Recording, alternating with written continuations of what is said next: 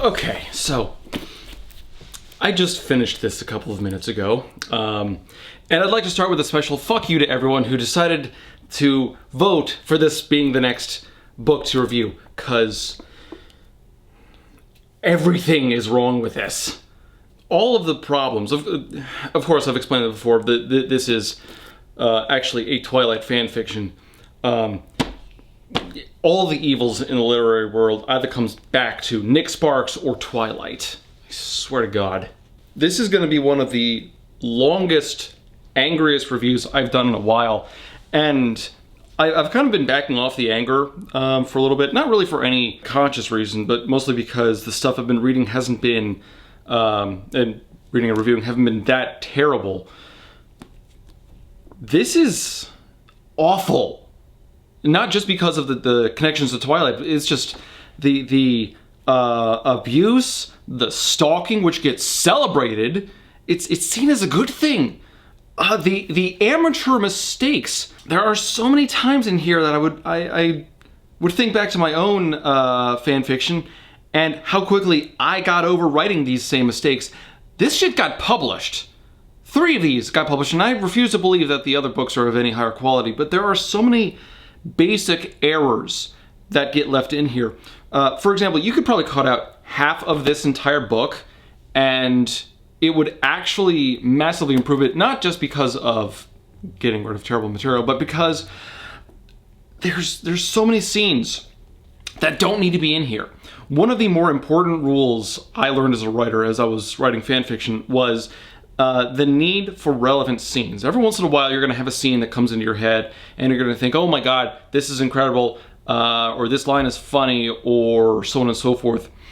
But sometimes you need to be able to step back and realize this doesn't flesh out the world, this doesn't advance my characters, this doesn't advance my plot.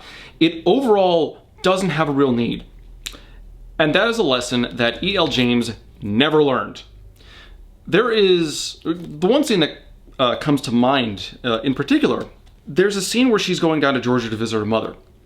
Now, that's easy enough to do. She gets on the plane, she flies down, hey mom, how you doing? No, instead what this book chooses to do is go through just about every single step on her journey down, even though nothing new is established, no decent lines are written, there's no need for any of it. We get to see her go through checking in for her flight, hanging out at a lounge because Christian bought her an upgrade to first class, boarding the plane, flying on the plane for a little bit, emailing Christian during, snoozing on the plane, landing in Atlanta for her connecting flight, and then getting on the next plane as she's flying out to Savannah. And I'm sitting there reading, why the fuck do I need to know any of this? None of this is new. Everything that happens is Anna is apprehensive about being with Christian, or there are certain problems that she keeps internalizing. And this is all shit we've seen. I don't need to see it repeated 1,000 times, and that is ultimately the biggest problem with the book. It repeats itself over and over and over again. I posted on Twitter my formula for writing this book. And it is, step 1, Anna is apprehensive. Step 2, Anna and Christian have sex. Step 3, repeat. I lost count of how many times it cycled through that. 10 times or something, I'm guessing. Nothing fucking happens in this book. It is incredibly boring. And I can enjoy a good character-driven story. This is definitely character-driven, it's not plot-driven. And that by itself is okay.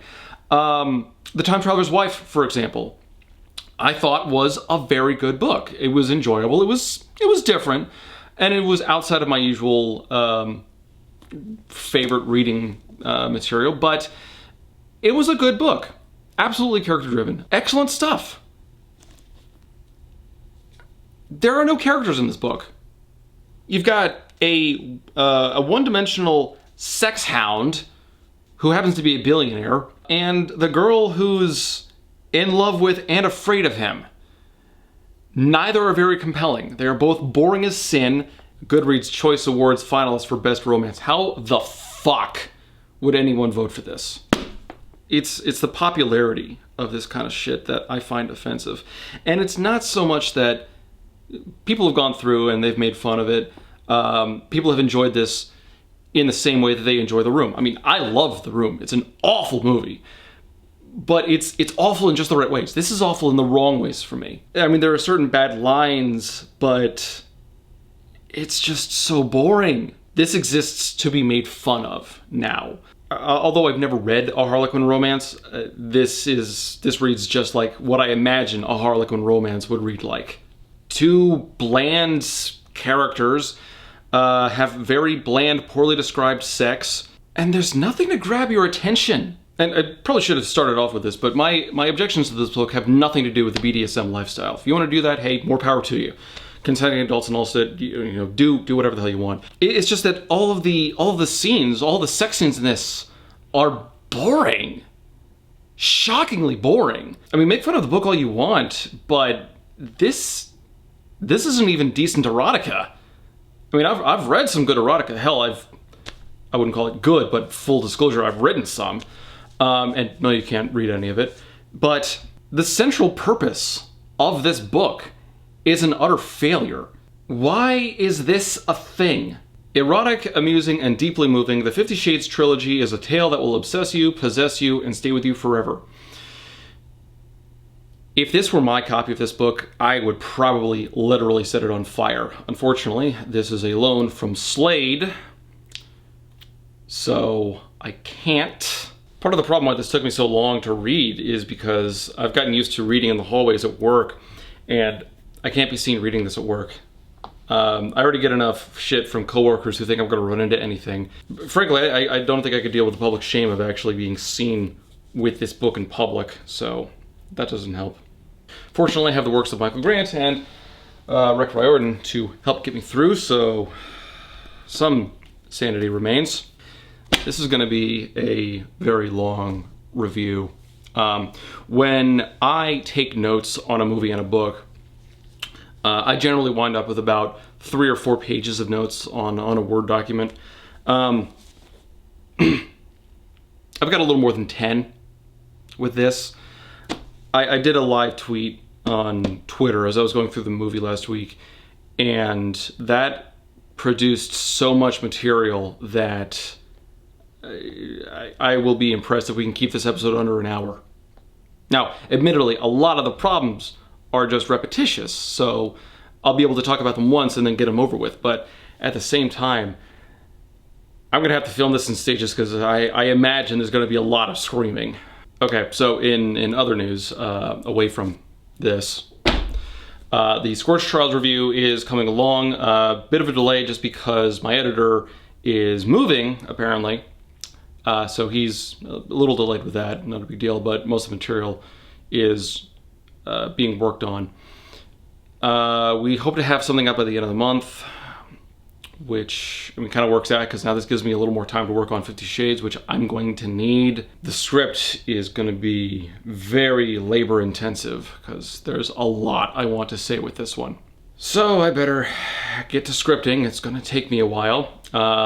Thank you to everyone who voted, even though you voted wrong, and thank you to everyone who helps support the show, especially financially. You guys are, at this point, helping pay for my therapy bills, so I'm gonna have to review something very, very easy and very calming after this. God damn, I never know how to end these things. Hello, my name is Ash. I spend my days climbing on counters I'm not allowed to be on and tormenting my sister. I'm an Ash hole. Why are your paws wet?